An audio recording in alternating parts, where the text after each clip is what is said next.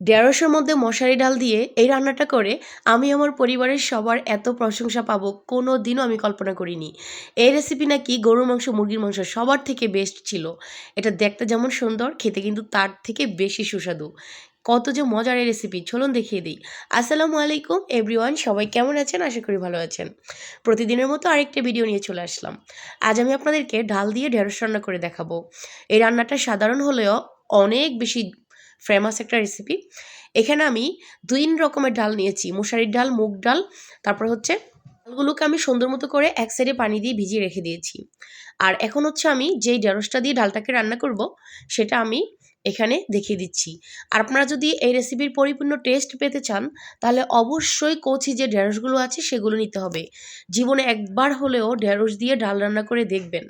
আশা করি আপনারা অনেক বেশি মজা পাবেন। আর এই গরমে এই রান্না যদি না করেন, মনে হবে আপনি অনেক কিছু মিস করে ফেলেছেন। একদম সামার স্পেশাল একটা রেসিপি। অবশ্যই বাসায় ট্রাই করবেন। যদি আপনাদের কাছে এই রেসিপিটা ইউনিক মনে হয়, প্লিজ আমার ভিডিওটা শেয়ার করে দিবেন। সবাই চ্যানেলটা সাবস্ক্রাইব করে পাশে থাকা বেল আইকন বাজিয়ে দিবেন।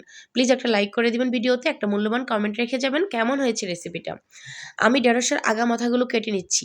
যদি আমার মতো এই সাইজের ঢেঁড়স নিয়ে থাকেন, তাহলে মাঝখান দিয়ে ফিস দেওয়ার কোনো প্রয়োজন নেই। শুধু আগা মাথাটা কেটে নিবেন, তাহলে হবে। আমি এভাবে করে সবগুলো ঢেঁড়স কেটে নিব। কেটে হচ্ছে আমি মূল রেসিপিতে চলে যাব। আমি এই রান্নাটা করে আমার পরিবারের সবার মন জয় করতে পেরেছি। তাদের এত বেশি প্রশংসা হয়েছে। আপনি যদি খাবার টেবিলে এক পাশে এই রান্নাটা রাখেন আর এক পাশে গরুর মাংস, মুরগির মাংস রাখেন, আমি মনে করি সবার আগে এটাই শেষ হয়ে যাবে। কারণ এতটাই মজার।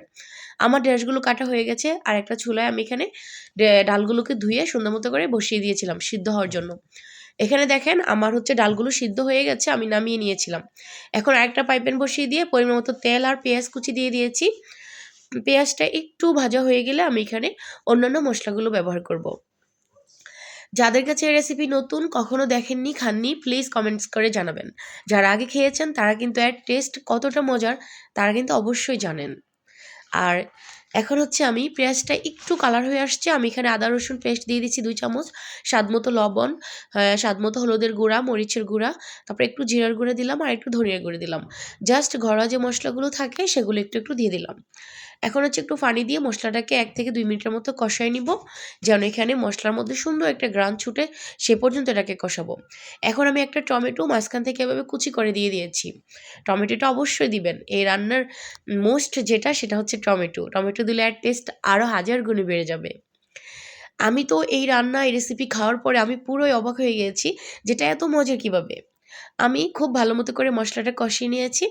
এখন আমি ঢেঁড়সগুলো এখানে দিয়ে দিলাম। হ্যাঁ, ঢেঁড়স দিয়ে ডাল রান্না করা যায়, অবশ্যই রান্না করা যায়। যাদের কাছে ভিডিওটা আউল-ফাউল মনে হবে তারা অবশ্যই ফুল রেসিপি দেখবেন। তাহলেই বুঝতে পারবেন যে একটা রেসিপি এত সুন্দর কালার না জানি সেটা খেতে কতটা বেশি মজার।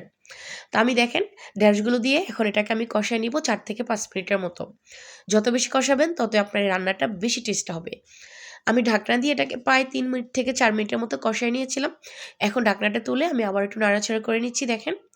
ওই যে পাশের চুলায় আমি ডালটা রান্না করে সিদ্ধ করে রেখেছিলাম। এখন এই ঢেঁড়সটা আরেকটু কষায় নিব, তারপর এই ডালটা আমি এই ঢেঁড়সের মধ্যে দিয়ে দিব। বন্ধুরা যারা ভিডিওটা দেখছো সবাই ভিডিওটা শেয়ার করে দিও ভাই বোন, আত্মীয়স্বজন, বন্ধু-বান্ধবের মাঝে। সবাই যেন গরমের দিনে একবার হলেও এই রেসিপি খেয়ে ট্রাই করতে পারেন। কারণ যে গরম পড়েছে, কখনো গরম, কখনো ঠান্ডা। এখন তো কয়েকদিন বৃষ্টি হয়েছিল যার কারণে একটু বাংলাদেশে ঠান্ডাটা পড়ছে। বাট কয়েকদিন আগে যে গরমটা ছিল আবারও শুরু হয়ে যাবে। ইনশাআল্লাহ সুস্থ থাকতে হলে আপনারা এ ধরনের রেসিপিগুলো ট্রাই করবেন। মাছ-মাংস কমিয়ে খাবেন যখন বেশি গরম পড়বে। বেশি গরম পড়লে ঢাল, শাকসবজি এগুলো বেশি খাবেন, মাছ-মাংস কমিয়ে দিবেন। ইনশাআল্লাহ আশা করি আল্লাহ তাআলা সুস্থ রাখবে। তো দেখেন আমার এটা কিন্তু সুন্দর মতো কষানো হয়ে গেছে। আমি এখন হচ্ছে পাশের চুলায় যে ডালটা রান্না করে রেখেছিলাম, মানে শুধুমাত্র সাদা পানি দিয়ে সিদ্ধ করে নিয়েছিলাম, সেই ডালটা আমি এখানে ঢেলে দিয়েছি। তো আমি এখানে আর কোনো পানি দিব না। জাস্ট এই রান্নাটা এই পানির মধ্যেই, ডালের পানির মধ্যেই শেষ করতে হবে। আপনারা অবশ্যই বুঝতে পারছেন দেখে রেসিপিটা। আমি কিন্তু যে ডালটাকে সিদ্ধ করে রেখেছিলাম, সেই ডালটা আমি এখানে ভেন্ডির সাথে ঢেলে দিয়েছি। এখন দিয়ে দিলাম ৬ থেকে ৭টার মতো কাঁচামরিচ মাঝখান থেকে ফালি করে। দেখেন কালারটা কত সুন্দর আসছে মাশাআল্লাহ। আমার এটা প্রায় ৯০% হয়ে গেছে। এখন হচ্ছে এটাকে নামিয়ে নিব। আমি এটার মধ্যে বাগার দিয়ে দিব। বাগার দেওয়ার জন্য একটা আস্ত রসুন কুচি দিলাম, একটা তেজপাতা, পেঁয়াজ কুচি দিয়ে দিলাম। তারপরে এটাকে ভালো করে নাড়াচাড়া করে নিব। আর দিয়ে দিব এখানে ২ থেকে ৩টার মতো শুকনা মরিচ। এই শুকনো মরিচটা দিয়ে ভাগাত দিলে এটার ফ্লেভারটা এত দারুণ আসে, কি যে বলবো। এই রান্নাটার সাথে ডিম ভাজি করে নিবেন, না হয় যদি আগের পুরনো কোনো গরু মাংস বা মুরগির মাংস কষা থাকে, রান্না করা থাকে, সেখান থেকে একটু নিয়েও খাবেন।